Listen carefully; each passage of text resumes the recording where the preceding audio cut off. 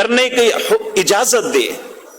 آپ دیکھیں جب ہم صبح اٹھتے ہیں نبی کریم دو دعائیں مانگتے، ایک تھے الحمدللہ الذی احیانا بعدما اماتنا والیہ النشور، تمام تعریفیں اس اللہ کے لیے ہیں جس نے مجھے زندگی بخشی مرنے کے بعد، یعنی موت نیند کی بہن ہے، نیند بھی موت کی طرح ہے، تو اللہ کی تعریف کرتے ہوئے انسان کہتا ہے الحمدللہ الذی احیانا بعدما اماتنا والیہ النشور، ایک دن لوٹ کے مجھے اپنے رب کے پاس ہی جانا ہے۔ اور دوسری دعا نبی کریم یہ مانگتے الحمدللہ الذی عافانی فی جسدی ورد علی روحی واذن لی بذکری، تمام تعریفیں اس اللہ کے لیے ہیں۔ الحمدللہ الذی، اللہ وہ ذات پاک ہے، عافانی فی جسدی، جس نے میرے اس جسم کو تندرستی عافیت سے نوازا، عافانی فی جسدی ورد علی روحی، میری روح کو واپس پلٹایا، واذن لی بذکری، اور مجھے اپنے ذکر کی اجازت مرحمت فرمائی۔ اگر ہم فجر کی نماز نہیں پڑھ پاتے، یا تہجد نہیں پڑھ پاتے، یا اشراق نہیں پڑھتے، یا صبح قرآن کی تلاوت نہیں کرتے، یا دوسرے فرائض اور نوافل نہیں ادا کرتے، تو اس کا مطلب ہے مالک ناراض ہے مجھ سے کہ اس نے مجھے توفیق ہی نہیں دی کہ میں اس کے فرائض کو ادا کر سکوں، میں اس کے نوافل کو ادا کر سکوں۔ رونا چاہیے ایسے حالات میں مجھے اپنے مقدر پہ کہ اللہ مجھے اجازت ہی نہیں دے رہا کہ میں اس کی بارگاہ میں کھڑا ہو کے اس سے کچھ لے سکوں، اس سے کچھ مانگ سکوں۔ اس لیے ہمیں صبح اٹھتے ہی اللہ سے یہ اللہ کی تعریف کرتے ہوئے، اسے خوش کرتے ہوئے الحمدللہ، تمام تعریفیں اللہ کے لیے ہیں۔ الذی، اللہ وہ ذات پاک ہے، عافانی فی جسدی، جس نے میرے جسم کو عافیت سے نوازا، صحت کے ساتھ مجھے پھر دوبارہ اٹھایا، ورد علی روحی، میری روح کو بھی واپس پلٹا دیا، واذن لی بذکری، اور مجھے اپنے ذکر کی اجازت دے دی۔ میرے بھائیوں، اگر ہم کہیں بڑے کسی صاحب کے پاس جائیں، یا کسی بڑے اپنے رشتہ داروں میں کسی بڑے کے پاس جائیں جسے ہم بڑا سمجھتے ہیں، وہ اپنے گھر آنے کی اجازت دے دے، وہ اپنے آفس میں آنے کی اجازت دے دے تو انسان کو خوشی ہوتی ہے۔ تو میرے پیارے بھائیوں، یہ رب اگر اپنے گھر میں آنے کی اجازت دے دے تو ہمارے لیے یہ خوبصورت بات ہے۔ تو اگر وہ نہیں دیتا تو ہمیں اپنے مقدر پہ رونا چاہیے، اللہ سے معافی مانگنی چاہیے کہ ہمیں وہ اجازت مرحمت نہیں فرما رہا۔ تو اجازت تب ملتی ہے جب اجازت مانگی جائے۔ اسی لیے رسول اللہ کو کہا کہ تم اللہ سے اجازت طلب کرو، اللہم انی اسألک فعل الخیرات وترک المنکرات وحب المساکین، اے اللہ میں تجھ سے سوال کرتا ہوں نیکی کے کرنے کا، برائی سے بچنے کا، اور مسکینوں سے محبت کا۔ تو اللہ رب العزت ہمیں بھی توفیق دے دے۔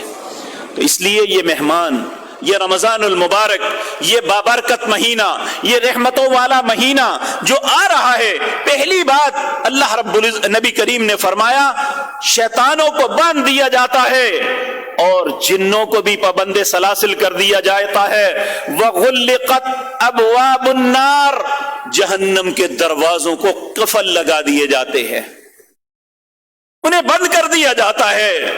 اور اس کے بعد فرمایا فَلَمْ يُفْتَحْ مِنْهَا بَابٌ، جہنم کے 7 دروازے ہیں، اللہ کسی دروازے کو کھلا نہیں رکھتا، سب کو بند کر دیتا ہے۔ اور اسی طرح وَفُتِحَتْ أَبْوَابُ الْجَنَّةِ، جنت کے 8 دروازے ہیں، اللہ سب کو کھول دیتے ہیں۔ فَلَمْ يُغْلَقُ مِنْهَا بَابٌ، کوئی دروازہ بند نہیں رہتا انسانوں کی ترغیب کے لیے، انہیں جنت کی طرف بلانے کے لیے اللہ سارے دروازوں کو کھول دیتا ہے، جس سے مرضی آؤ۔ روزہ رکھو گے تو باب الریان، توبہ کرو گے تو باب التوبہ، نماز پڑھو گے تو باب الصلاۃ، یہ سارے دروازے کھول دیے جاتے ہیں، کوئی کسی دروازے سے آنا چاہے تو آ جائے۔ اللہ رب العزت ہمیں توفیق دے کہ ہم ان دروازوں میں سے کسی کا انتخاب کر لیں۔ اور کچھ ایسے بھی خوش نصیب ہیں، نبی کریم صلی اللہ علیہ وسلم آپ سے پوچھا گیا کوئی ایسا بھی شخص ہوگا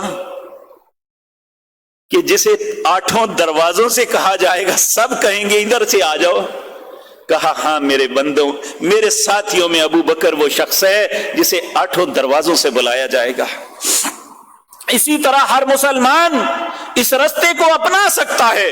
نبی کریم صلی اللہ علیہ وسلم نے فرمایا جو اچھا وضو کرتا ہے نماز کے لیے، نوافل کے لیے، قرآن کی تلاوت کے لیے یا ویسے سونے کے لیے وضو کرتا ہے، اپنے آپ کو پاکیزہ رکھتا ہے، پھر اللہ سے یہ شہادتین اشہد اللہ الہ الا اللہ وحدہ لا شریک لہ واشہد ان محمدا عبدہ ورسولہ اللہم اجعلنی من التوابین وجعلنی من المتطہرین، قیامت کے دن اللہ 8 دروازے کھول کے کہے گا میرے بندے جہاں سے مرضی آ جا۔ یہ کس کو کہا جائے گا؟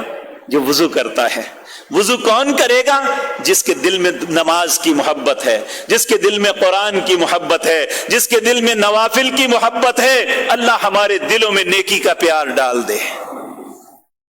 میرے بھائیوں، آج ہمارے دلوں کو شیطان نے برائی کے لیے مزین کیا ہوا ہے، رغبت اس طرف ہے۔ کاش ہمارے دلوں کو اللہ نیکی کی طرف راغب کر دے، ہماری اولادوں کو، ہمارے ماں باپ کو، ہماری بیٹیوں بہنوں کو، اے اللہ سب کو نیکی کی طرف راغب کر دے۔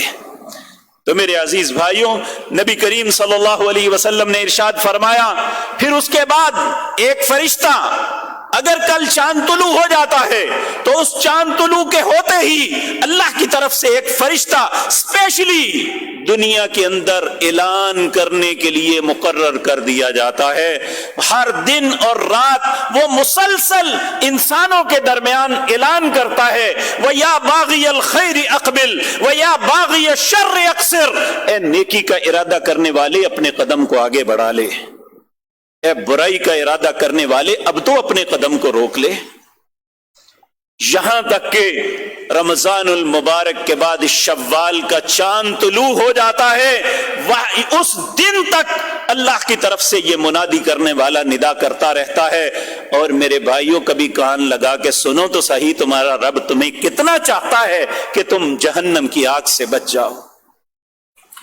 نبی کریم صلی اللہ علیہ وسلم فرمایا وَلِلَّهِ أُتَقَاءُ مِنَ النَّارِ، اور روزانہ کی بنیاد پہ اللہ کی طرف سے جو لوگ نیکی کی بات کو قبول کر لیتے ہیں، نیکی کے لیے قدم آگے بڑھا دیتے ہیں، برائی سے اپنے آپ کو روک لیتے ہیں، وَلِلَّهِ أُتَقَاؤُكَ مِنَ النَّارِ، اللہ کی طرف سے بہت سے لوگوں کو جہنم سے آزاد کر دیا جاتا ہے۔ اے اللہ ہمارا نصیب بھی ایسا کر دینا، اے اللہ ہمیں بھی جہنم سے آزاد کر دینا، اس رمضان کو ہمارے لیے خیر کا سبب بنا دینا۔ اے اللہ ہر مسلمان کے دل میں اس کی محبت ڈال دے۔ ہم مسلمانوں میں بہت سے لوگ ایسے ہیں جو کلمہ طیبہ پڑھنے کے باوجود، اللہ کو رب ماننے کے باوجود، رسول اللہ کی محبت